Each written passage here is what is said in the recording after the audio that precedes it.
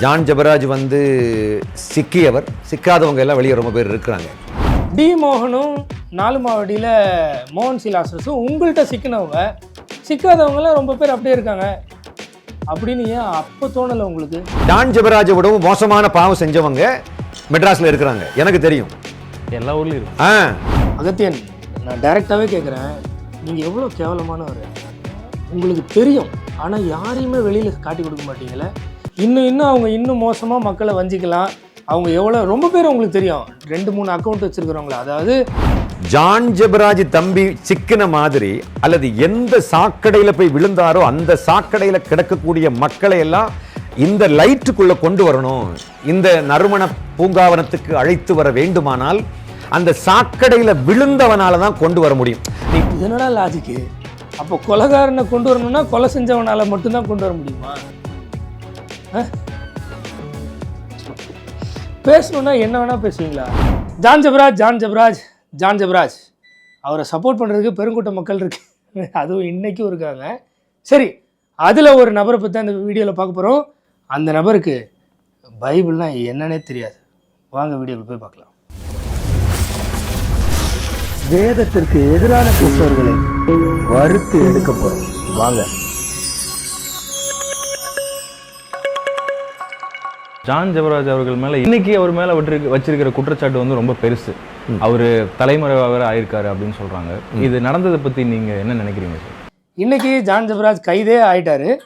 இது என்னைக்கோ நடந்தது, அதாவது மேபி கொஞ்ச நாளைக்கு முன்னாடி எடுத்த வீடியோ. ஆனால் அந்த வீடியோவில் இந்த அகத்தியன் பிரதர் பேசின பேச்செல்லாம் இருக்கு. உண்மையில கேட்குறேன், பைபிள்லாம் என்னன்னு உங்களுக்கு தெரியுமா அகத்தியன்? அவங்க மனைவிட்ட பிரச்சனை வந்து அவர் 2வது ஒரு பொண்ணை கல்யாணம் பண்ணணுன்ற மாதிரி இருக்கும்போது அவருக்கு இப்போ வேற 2 பிள்ளைங்களுக்கு கூட அவர் ஏதோ தப்பு பண்ண மாதிரிப்பட்ட ஒரு காரியம் வந்திருக்கு. போக்சோ சட்டத்தில் அவர் வந்து கைது பண்ணுவதற்காக வேண்டி அவரை தேடிட்டு இருக்கிறாங்க. அவர் இன்னும் சிக்கல்ல அப்படின்னு சொல்றாங்க. கேள்விகளா சொல்றாங்களா? ஜான் ஜெபராஜே சொன்னாரே.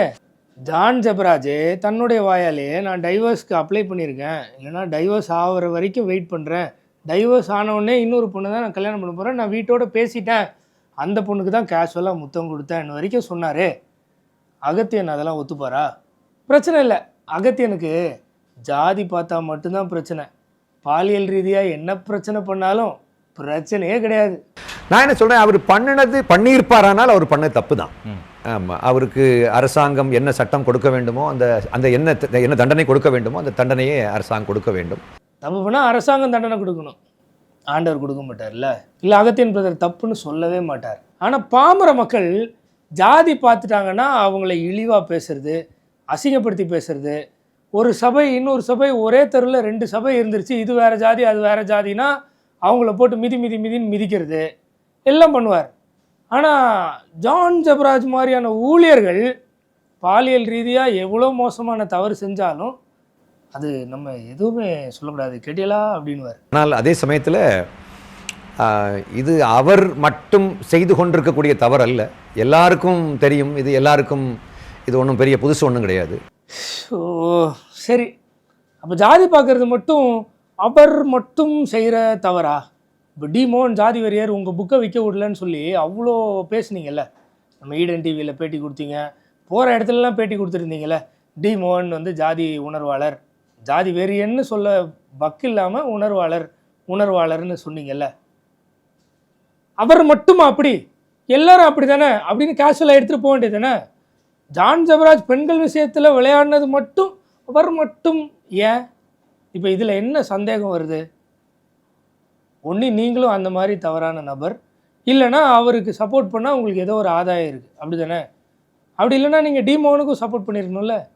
அவர் மட்டும் ஜாதி பார்க்குறதில்ல, எல்லாரும் தான் பார்க்குறாங்க அப்படின்னு கேஷுவலாக போயிடணும்ல. ஜான் ஜெபராஜ் வந்து சிக்கியவர், சிக்காதவங்க எல்லாம் வெளியே ரொம்ப பேர் இருக்கிறாங்க. ஆக்சுவலாக டி மோகனும் நாலு மாவடியில் மோகன் சிலாசஸும் உங்கள்கிட்ட சிக்கினவங்க, சிக்காதவங்களாம் ரொம்ப பேர் அப்படியே இருக்காங்க அப்படின்னு ஏன் அப்போ தோணலை உங்களுக்கு? நாலு மாவடியில் போய் பிரச்சனை பண்ணீங்கள, டி மோகன் புக்கு விற்க விடலன்னு ஈடன் டிவியில் பேட்டி கொடுத்தீங்கள, அப்போ ஏன் அது உங்களுக்கு தோணலை? நாளைக்கே ரோஸ்டிங் சேனல் ஜாதி வெறியர்கள், அதனால தான் ஜாதிக்கு விரோதமாக பேசுகிற என்ன திட்டினாங்கன்னு ஒரு 10 பேர்கிட்ட சொல்லுவீங்கல்ல, அப்பவும் தெரியாதுல்ல. ஆனால் ஜான் ஜெபராஜ் போக்சோ பெண்கள் விஷயத்தில் பாலியல் ரீதியாக அப்போ மட்டும் தோணும். ரொம்ப பேர் சிக்கலை, இவர் மட்டும் சிக்கிட்டா இருப்பாவோன்னு தோணும் இல்லை? ஒரு பெண்ணை இச்சையோடு பார்ப்பதே அவரோடு விபச்சாரம் செய்வதற்கு சமம் அப்படின்னு பைபிள் சொல்லுது. அப்படியெல்லாம் பார்க்கும்போது இங்கே வந்து நல்லவர்கள், நாணயமானவர்கள், கற்புள்ளவர்கள்னு சொல்கிறதுக்கு ஒன்றும் இங்கே பெருசாக யாரையும் கண்டுபிடிக்க முடியாது. 100% அகத்தியன் சொல்கிறத நான் ஏற்கிறேன். ஏன்னா வேதம் அதுதான் சொல்லுது, ஒரு ஸ்திரீயை இச்சையோட பார்த்தாலே நீ விபச்சாரம் செய்தாயிட்டுன்னு தான் சொல்லுது. ஸோ 100% நீ ஸ்திரீயை இச்சையோட பார்க்குறதும் ஜான் ஜெபராஜ் பண்ணதும் ஒன்று தான் ஆண்டவருடைய பார்வையில். இதில் மாற்று கருத்தே இல்லை. கேள்வி என்னென்னா, ஜாதி பார்க்குறத அவ்வளோ தீவிரமாக எதிர்க்கக்கூடிய அகத்தியன் ஜான் ஜெபராஜ் பண்ணதை ஆதரிக்க வேண்டிய அவசியம் என்ன? இப்போது மூடனேன்னு சொல்லிட்டா எரிநரகத்துக்கு பாத்திரவான் அப்படின்னு ஆண்டவர் சொல்லிட்டார். தன் சகோதரனை முட்டாள்னு காரணம் இல்லாமல் சொன்னால் அவன் வந்து எரிநரகத்துக்கு பாத்திரவான், இல்லை இருதயத்தில் கொலை செய்தாயிற்று அப்படின்னு சொல்லிட்டார்.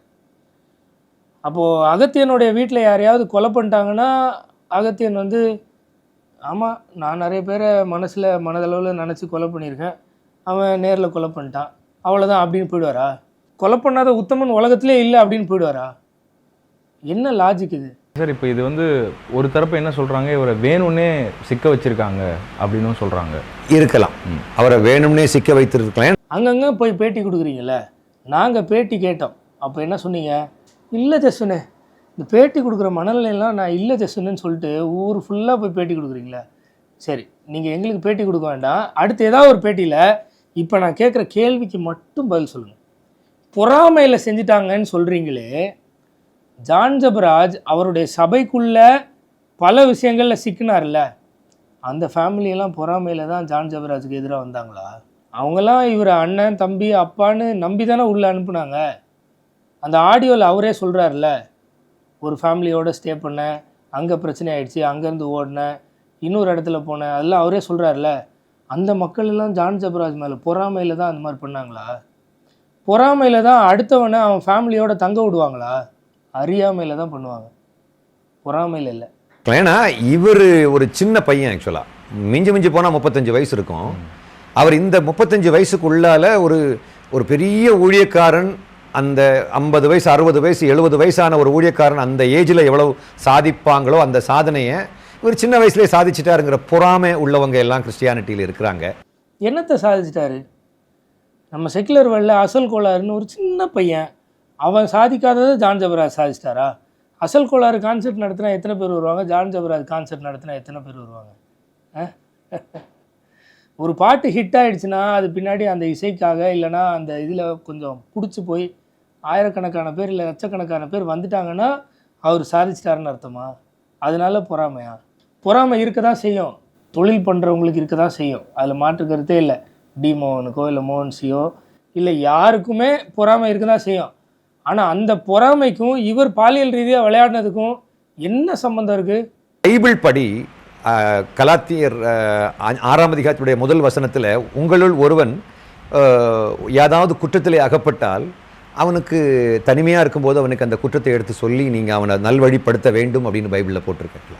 ஆமாம், கலாத்தியர் 6:1 சொல்லியிருக்கு. அதை அந்த சபையில் இருந்த ஆக்சுவலாக சபையே கிடையாது, கூத்தாடி மையம், அதில் இருந்த பல நபர்கள் ட்ரை பண்ணாங்க, நடக்கலை. நீங்கள் சொல்லியிருக்கலாமே, ஏன்னா அவர் உங்களில் ஒருவர் தானே. வார்த்தைக்கு மூச்சுக்கு 300 முறை தம்பி தம்பின்னு சொல்கிறீங்க இல்லையா? அவர் அந்த ஆடியோ கிளிப்பு போட்டார் இல்லையா?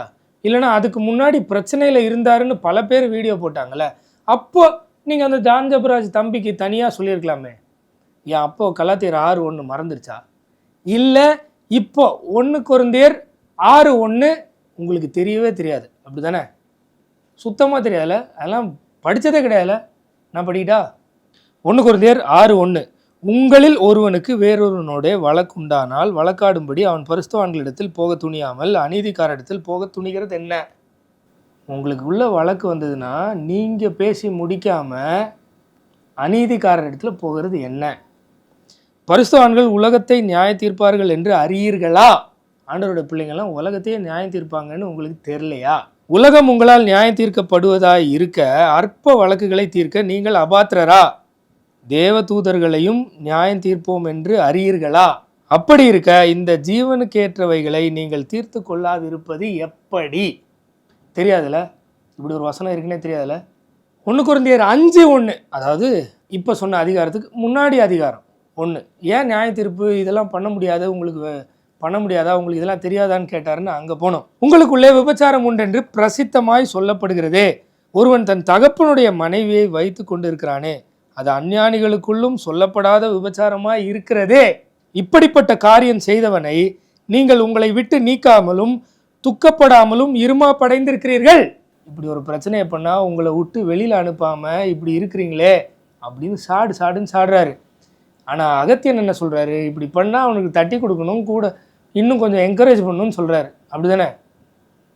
இந்த வசனம்லாம் வாழ்க்கையில் படித்தது இல்லையா அகத்தியன்?